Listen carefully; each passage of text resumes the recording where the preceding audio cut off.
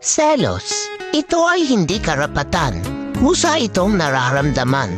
Maraming uri ng selos, ngunit pare-pareho ang pwedeng kahinatnan.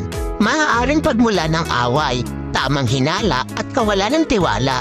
Ngunit ito rin ay nagiging daan upang malaman mo ang iyong tunay na nararamdaman. Selos. Minsan, nakakakilig, nakakatuwa pag nalaman mo na may nagseselos para sa'yo kahit wala naman kayo.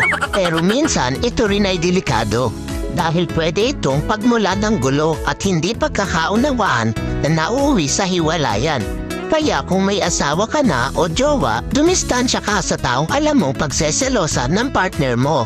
Ikaw na mismo ang umiwas dahil ang selos hindi yan basta mararamdaman kung wala namang nakikitang dahilan. Pero paano kung nagsiselos lang nang wala namang dahilan? Ang tawag dyan, abnormal.